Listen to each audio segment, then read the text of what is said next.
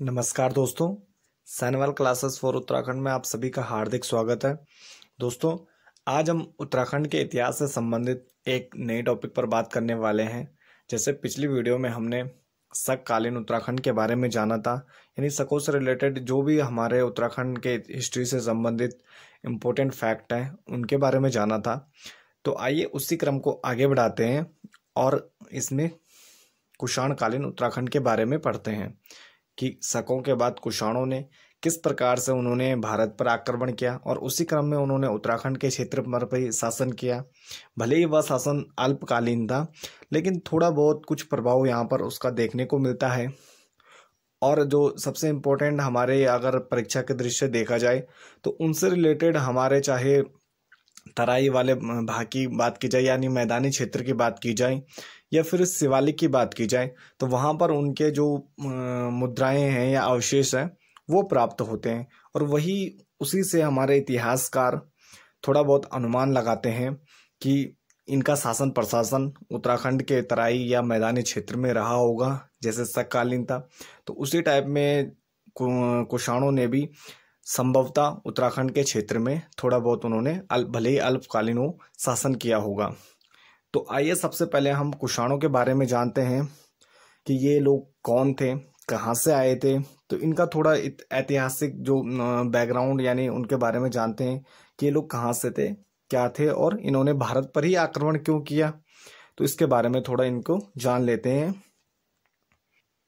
इसमें हम मैप की सहायता से देखते हैं। ये हमारा इंडिया हो गया, भारत है, और इसके ऊपर ये Pakistan, Afghanistan, Iran, Tajikistan, Uzbekistan, Kyrgyzstan यानी इसका जो पश्चिमी वाला क्षेत्र है, और इसके ऊपर ये चीन तिब्बत हो गए। तो इसके जो उत्तरी हो गए और पश्चिमी क्षेत्र से संबंधित थे। तो यहाँ पर जैसा आप देख रहे होंगे ये हूण थे। सबसे पहले यहाँ हूण रहते हैं ऊपर, यानी इंडिया के उत्तरी क्षेत्र चाइना वाले क्षेत्र में यहाँ पे हूण। इनके बगल में यूची, और यूची कुषाणों को ही कहा जाता है या चीनी ग्रंथों में इनका नाम यूची मिलता है। और यहाँ पर कुषाण है।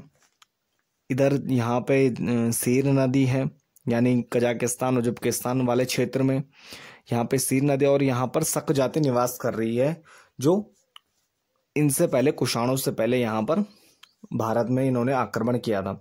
अब देखिए थोड़ा परिस्थितियां देखते हैं किस जो शक आए, इन्होंने भारत पर आक्रमण किया, कुषाणों ने आक्रमण किया, तो इसका कारण क्या था।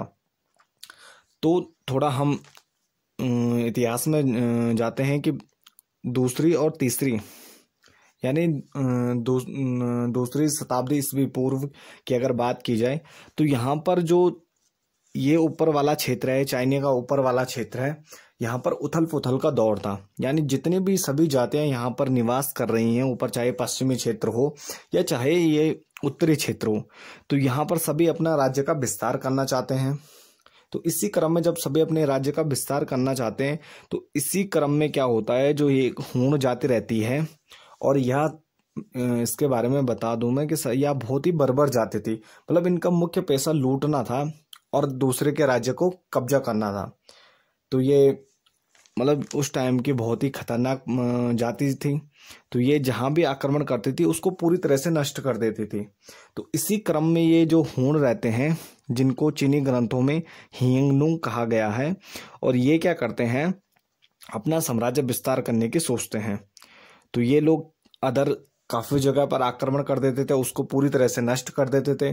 तो इस टाइम पीरियड में यहाँ पे एक चीनी शासक रहता है जिसका नाम रहता है सी हियांगती, और इसका शासनकाल है 246 ईस्वी पूर्व से 210 ईस्वी पूर्व के बीच। तो ये हूणों के आक्रमण से बचने के लिए बहुत ही बर्बर जाती थी, इसलिए ये अपने राज्य को बचाने के लिए क्या करता है, एक बहुत बड़ी दीवार का निर्माण करता है, और जिसे इतिहास में चीन की दीवार के नाम से जाना जाता है, और ये वर्तमान में भी मौजूद है, या दुनिया के सबसे बड़ी दीवार है। तो ये क्या करता है, यहाँ पर इनके पश्चिमी क्षेत्र में पूर्वी क्षेत्र में एक दीवार का निर्माण कर देता है हूणों के पूर्वी क्षेत्र में। अब देखो हूण यहाँ पर साम्राज्य विस्तार कर रहे हैं, तो ये लोग क्या करेंगे, इधर के साइड ये इनका पूरी तरह से साम्राज्य विस्तार बंद हो जाता है।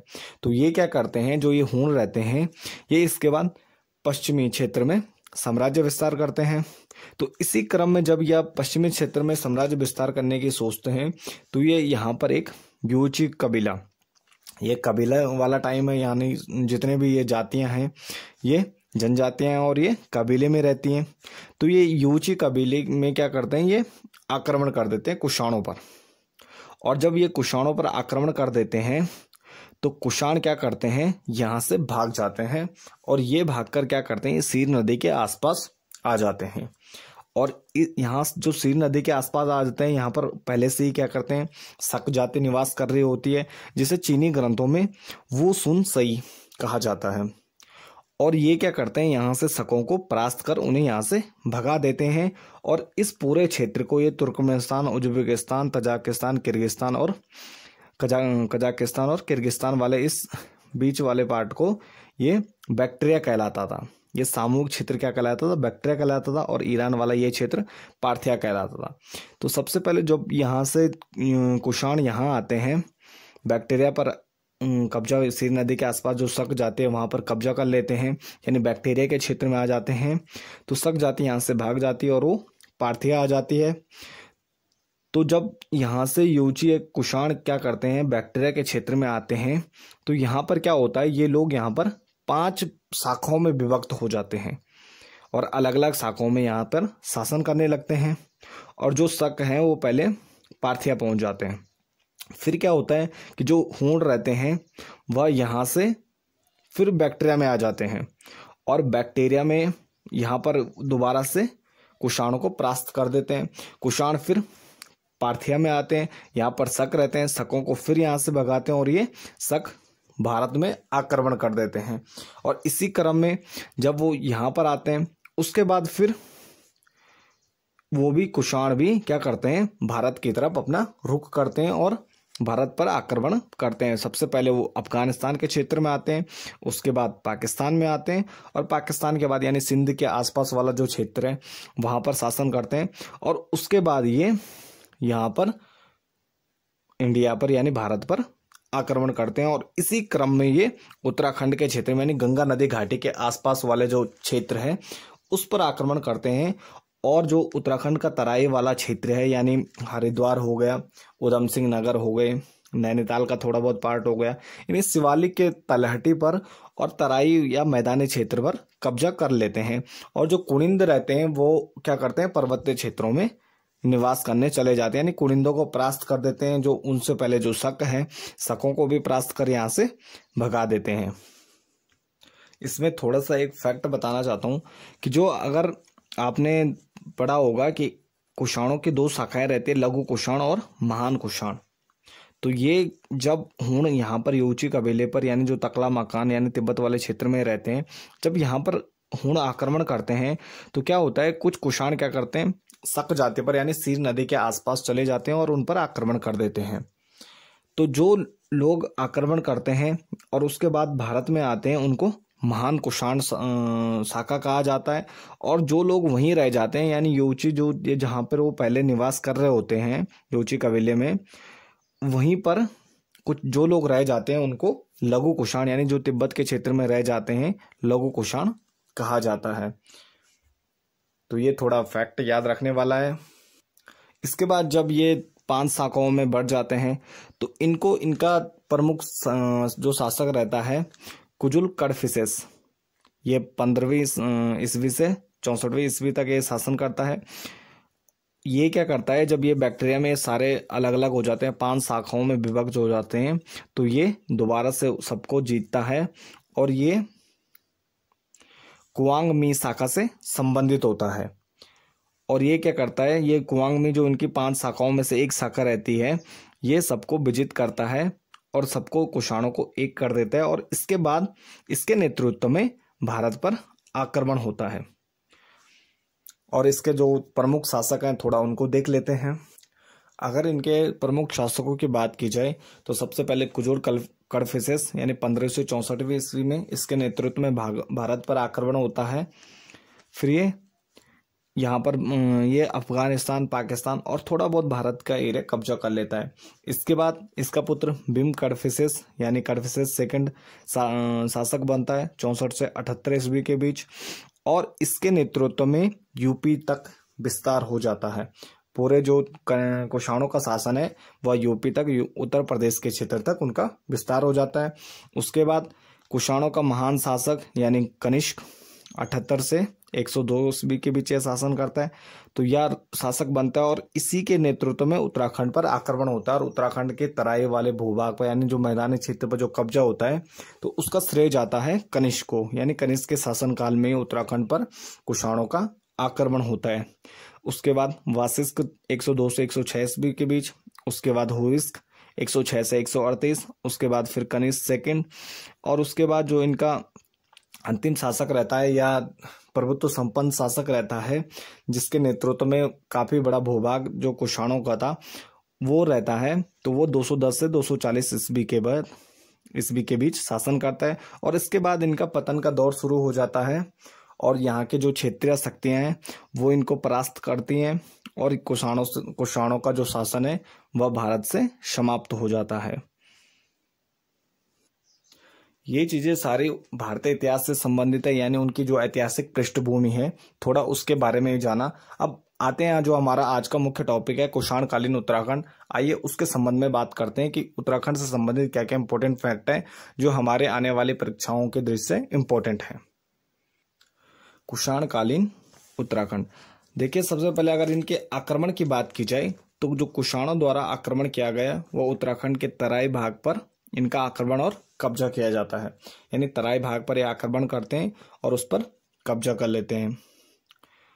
अगर इसकी उत्तराखंड पर कुषाणकालीन सत्ता की पुष्टि की बात की जाए कि इसकी जो जानकारी है वह हमें कहाँ से पता चलती है कि इन्होंने उत्तराखंड पर शासन किया या उत्तराखंड के तराई वाली भूभाग पर इन्होंने आक्रमण किया था, तो जो इसकी पुष्टि है वह हिमालय के तराई व शिवालिक के समीप प्राप्त हुई कुषाण मुद्राओं से पता चलती है कि यानी जो कुषाण शासक थे उनकी मुद्राएं, चलाई गई मुद्राएं हमें इन क्षेत्रों से, तराई व शिवालिक श्रेणी है उसके आसपास वाले क्षेत्र से कुषाणकालीन मुद्राएं हमें प्राप्त होती हैं जो इस बात की पुष्टि करती हैं कि इन्होंने उत्तराखंड के क्षेत्र में शासन किया। इनको अगर परास्त करने की बात की जाए तो इन्होंने मैदानी क्षेत्र में यहाँ पर शक थे और कुनिंद थे, तो दोनों को इन्होंने परास्त किया और उसके बाद इन्होंने कब्जा किया। और शासन की बात की जाए तो यहाँ पर उस टाइम मुख्यतः जो कुनिंद हमारी स्थानीय जाति थी वो यहाँ पर पर्वतीय क्षेत्रों में शासन कर रही थी। इसके अलावा और अगर इनके आक्रमण का टाइम पीरियड, समय की बात की जाए इन्होंने कब आक्रमण किया, तो ईस्वी की आरंभिक सदी में इन्होंने, जो प्रारंभिक सदी है ईस्वी की, उसमें इन्होंने उत्तराखंड के क्षेत्र पर आक्रमण किया था। और इसका श्रेय जाता है महान कुषाण सम्राट कनिष्क को, कि कनिष्क के शासन काल में यानी 78 से 102 ईस्वी के बीच कनिष्क का शासन काल है, ये कनिष्क प्रथम है, को यूके पर आक्रमण करने का श्रेय जाता है। यानी इन्हीं के शासन काल में उत्तराखंड के क्षेत्र पर आक्रमण किया गया था। अब इसके बाद हम कुषाणकालीन मुद्रा प्राप्त स्थल और उनका शासन क्षेत्र देखते हैं कि कुषाणकालीन मुद्राएं कहाँ कहाँ से मध्य हिमालय के किन किन क्षेत्रों से प्राप्त हुई हैं। अगर उत्तराखंड की बात की जाए तो देखिए इसमें कंचनपुरी यानी खटीमा वाला ये उधम सिंह नगर है, और यहाँ जो खटीमा जहाँ कंचनपुरी नामक स्थान है तो वहां से कुषाणकालीन मुद्राएं प्राप्त हुई। दूसरा गोविशाण काशीपुर वाले क्षेत्र से भी कुषाणकालीन मुद्राएं प्राप्त होती हैं। मोरदोज यानी कोटद्वार वाले क्षेत्र में, ऋषिकेश और मुनिकीरेती टेरी गढ़वाल से। अगर इनसे बाहर की बात की जाए और उत्तराखंड के बाहर के क्षेत्र जो आसपास के क्षेत्र हैं उनकी बात की जाए तो इसमें बिजनौर यूपी, करनाल हो गया, सुग हो गया जो कुनिंदों की राजधानी भी रही, अंबाला हो गया, ये यानी सारे हरियाणा वाले क्षेत्र में इनका, यानी उत्तराखंड के आसपास जो मैदानी वाला क्षेत्र है इस पर कुषाणों ने काफी समय तक शासन किया था। अब इसके बारे में विस्तार से जान लेते हैं क्या क्या चीजें कहाँ कहाँ से कौन कौन सी प्रमुख चीजें प्राप्त हुई हैं या कुषाणकालीन अवशेष प्राप्त हुए हैं। कुषाणकालीन मुद्रा प्राप्त स्थलों की बात की जाए, अगर इनको डिस्ट्रिक्ट वाइज देखा जाए तो उधम सिंह नगर के 2 जगह से यानी काशीपुर और काशीपुर से कनिष्क फर्स्ट और वासुदेव सेकंड की मुद्राएं प्राप्त हुई हैं। कंचनपुरी खटीमा वाले क्षेत्र से राजा वसु और राजा मस्र का नाम प्राप्त होता है हमें। टेरे गढ़वाल में मुनि की रेती से हुइस्क जो शासक कुषाण शासक था तो उसकी मुद्राएं प्राप्त होती हैं। देहरादून की यानी वीरभद्र ऋषिकेश से प्राप्त होती हैं। पौड़ी गढ़वाल मोरध्वज कोटद्वार, जिसका पुराना नाम कोटद्वार का पुराना नाम मोरध्वज है, तो वहां से भी कुषाण कालीन मुद्राएं और अवशेष प्राप्त होते हैं। अगर उत्तराखंड से बाहर की बात की जाए तो उत्तराखंड से बाहर हरियाणा और उत्तर प्रदेश दो स्टेट हैं जहां से यहाँ पर कुषाण कालीन जो उत्तराखंड के आसपास के क्षेत्रों की बात की जाए तो यहाँ पर प्राप्त होते हैं। सुंग हो गए, करनाल हो गए, अंबाला हो गए। सुंग से मिट्टी की मुद्रा प्राप्त होती है और यूपी बिजनौर में राजा विरसक की जो कुषाण कालीन शासक है उसके हमें मुद्राएं प्राप्त होती हैं। तो इनसे रिलेटेड कुछ महत्वपूर्ण फैक्ट देखते हैं जो हमारी परीक्षा के दृष्टि बहुत ही ज्यादा इंपॉर्टेंट है। गोविशाण यानी फर्स्ट काशीपुर से जो कुषाण कालीन मुद्राएं प्राप्त हुई हैं उसमें कनिष्क प्रथम है या सबसे महान शासक है।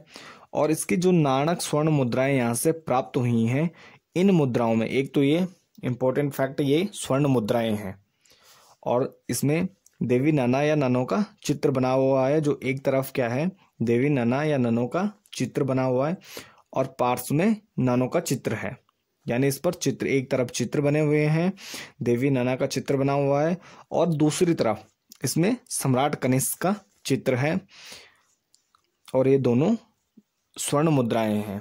यानी काशीपुर गोविशाण से स्वर्ण मुद्राएं किसकी कनिष्क की मुद्राएं प्राप्त हुई हैं जिसमें एक तरफ देवी का चित्र और दूसरा कनिष्क का चित्र बना हुआ है। इसके बाद मुनि की रेती टेरे गढ़वाल से हमें कुषाण कालीन मुद्राएं प्राप्त होती हैं। ये 1972 में यानी 1972 में प्राप्त होती हैं और ये होती हैं कुषाण शासक हुइस्क की, जिसका शासनकाल 106 से 138 ईस्वी के बीच रहता है। इसकी 44 स्वर्ण मुद्राएं हमें मुनि की रेती जो कि टेरे गढ़वाल में और ऋषिकेश के पास ही है यहाँ से प्राप्त होती हैं। और मुद्राओं में एक तरफ राजा हुइस्क है और दूसरी तरफ देवी देवताओं के चित्रों का अंकन किया गया है। तो जैसे हमने कनिष्क की मुद्राएं में देखा था, एक तरफ राजा कनिष्क का चित्र है और दूसरी तरफ देवी का चित्र बना हुआ है, तो इसी टाइप में इसकी जो 44 स्वर्ण मुद्राएं हैं उसमें भी राजा हुइस्क और देवी दूसरी तरफ देवी देवताओं के चित्रों का अंकन किया गया है। इसके बाद गोविशाण काशीपुर से यहाँ से हमें कुषाण शासक वासुदेव द्वितीय 210 से 240 ईस्वी का टाइम पीरियड है कि 3 स्वर्ण मुद्राएं हमें प्राप्त होती है। कहाँ से? गोविशाण काशीपुर से 3 स्वर्ण मुद्राएं प्राप्त होती हैं वासुदेव द्वितीय की। और इन मुद्राओं में भी एक तरफ क्या है जो इसका पृष्ठभाग है देवी का सिंहासन में बैठा हुआ चित्र हमें दिखाई देता है, यानी एक तरफ ऊपर इस पे चित्र बना हुआ है देवी का सिंहासन में बैठी हुई है और इसके नीचे ब्राह्मी लिपि में लिखा गया है ऐधुराया अधुजा व सदुज। इसमें ब्राह्मी लिपि में लिखित एक वाक्य लिखा गया है ऐधुराया अधुजा व सदुज नामक वाक्य लिखा गया, वो ब्राह्मी लिपि से संबंधित है। और इसके अगर भाग की बात की जाए तो इसमें राजा टोपी पहने हुए स्थानक मुद्रा में दिखाया गया है और उसके नीचे एक अस्पष्ट लेख है जो ग्रीक भाषा में लिखा गया है जो पढ़ने में नहीं आता है। यानी ये वासुदेव द्वितीय की जो 3 स्वर्ण मुद्राएं हैं तो उसमें इस प्रकार से अंकन किया गया है। इसके बाद वीरभद्र ऋषिकेश से एक कुषाण कालीन ताम्र मुद्रा प्राप्त होती है पर जिसका पता नहीं चलता वो किस शासक की है। तो इससे रिलेटेड यही इंपॉर्टेंट फैक्ट है, यहाँ से वीरभद्र से एक ताम्र मुद्रा प्राप्त होती है वो कुषाण कालीन है। इसके बाद मोरध्वज कोटद्वार यानी पौड़ी गढ़वाल जिले से यहाँ से कोटद्वार से 1979 में यानी 1979 में मोरध्वज में उत्खनन किया गया था और उससे कुषाण शासकों की एक स्वर्ण मुद्रा प्राप्त होती है जिसमें शासक का या राजा का नाम का अंकन नहीं किया गया या कोई चित्र उस पर नहीं बना है। इसके बाद कंचनपुरी खटीमा यानी उधम सिंह नगर की बात की जाए तो यहाँ से 7 कुषाण कालीन मुद्राएं प्राप्त होती हैं। यहाँ से 7 कुषाण कालीन मुद्राएं प्राप्त होती हैं जिनमें 2 शासकों के नामों का पता चलता है, एक तो राजा वसु हो गए और दूसरा राजा मिश्र का नाम प्राप्त होता है। ये उत्तरकालीन कुषाण शासक रहते हैं। और वर्तमान में ये जो मुद्राएं हैं, ये जो 7 कुषाण कालीन मुद्राएं हमें कंचनपुरी खटीमा से प्राप्त होती हैं, ये अल्मोड़ा संग्रहालय में रखी गई हैं। इसके बाद बिजनौर उत्तर प्रदेश से यहाँ से जो इम्पोर्टेंट फैक्ट है, ये कुषाण शासक भिड़सक की एक स्वर्ण मुद्रा हमें प्राप्त होती है और उसके साथ अन्य शासकों की 5 स्वर्ण मुद्राएं बिजनौर के टिप ग्राम, यानी बिजनौर का जो टिप ग्राम है वहां से 5 स्वर्ण मुद्राएं प्राप्त होती हैं, वो अन्य शासकों से संबंधित है। तो एक जो स्वर्ण मुद्रा प्राप्त होती है वो राजा वृषक की प्राप्त होती है, जो कुषाण शासक रहता है। और ये 1886 में यानी 1886 एडी में ये मरखाम नामक व्यक्ति को प्राप्त होती है, ये बिजनौर के टिप ग्राम से। इसके अतिरिक्त अंबाला, करनाल, सुग और सुग से मिट्टी की मुद्रा प्राप्त होती है, यानी हरियाणा आदि स्थानों से यहाँ कुषाण कालीन अवशेष और मुद्राएं हमें प्राप्त होती हैं। अगर कुषाण शासन की बात की जाए, कुषाण शासन की बात की जाए और इससे इंपॉर्टेंट फैक्टों की बात की जाए, तो कुषाण मुद्राओं के प्राप्त स्थानों के आधार पर जो इतिहासकार हैं उन्होंने अनुमान लगाया और कुषाणों ने तराई और मैदानी वाले भागों में कब्जा, यानी शकों को उन्होंने परास्त कर वहां पर कब्जा किया था। यानी यहाँ पे ऑलरेडी शक लोग रह रहे थे, तो उन्होंने उनको परास्त कर उत्तराखंड के तराई या मैदानी क्षेत्र पर कब्जा कर लिया। परंतु मध्य हिमालय के पर्वतीय प्रदेश कुषाण सत्ता के अंतर्गत कभी नहीं आ पाए, अर्थात कुषाण सत्ता केवल मैदानी भाग तक ही सीमित थी। यानी कि जो उत्तराखंड का हमारा मध्य हिमालय का पर्वतीय क्षेत्र था वहां पर कुषाण सत्ता स्थापित नहीं हो पाई। और उसके कारण भी है कि एक तो यह भौगोलिक दृष्टि से बहुत ही ध्रुव क्षेत्र था, यानी जो बाहर के लोग हैं वो यहाँ पर एकदम से मतलब रह नहीं सकते थे। और यहाँ के जो स्थानीय शासक थे उन्होंने अपने एक प्रकार से गढ़ बनाए हुए थे और यहाँ पर उनके लिए सरवाइव करना बहुत ही टफ हो जाता था। इसलिए ज्यादातर जो बाह्य आक्रमण होते हैं वह तराई और मैदानी क्षेत्र के आसपास ही उनकी शासन सत्ता स्थापित रहती है। इसके अलावा कुषाण सत्ता भी शकों के समान अल्पकाल तक है, जिसके कारण उत्तराखंड के क्षेत्र पर इनका कोई विशेष प्रभाव नहीं पड़ा। यानी अगर कुषाणों की बात की जाए, इनके शासनकाल की बात की जाए, तो शकों के समान ही इनकी सत्ता भी अल्पकाल तक ही रही, जिसके कारण इनके उत्तराखंड के क्षेत्र पर चाहे राजनीतिक हो, सांस्कृतिक हो या आर्थिक हो, किसी भी प्रकार का हमें ज्यादा प्रभाव नहीं दिखता है। नेक्स्ट, कुषाण शासक उत्तराखंड के मैदानी भागों में अधिक समय तक सत्ता बनाए रखने में नाकामयाब हुए और जिसका परिणाम यानी कुषाण अपनी सत्ता को अधिक समय तक यहाँ पर स्थापित नहीं कर सके, जिसका परिणाम यह हुआ। तो ये थे हमारे आज के कुषाण कालीन उत्तराखंड और कुषाणों से रिलेटेड सबसे इम्पोर्टेंट फैक्ट। बाकी नेक्स्ट टॉपिक में नेक्स्ट वीडियो के साथ मिलते हैं, तब तक के लिए धन्यवाद।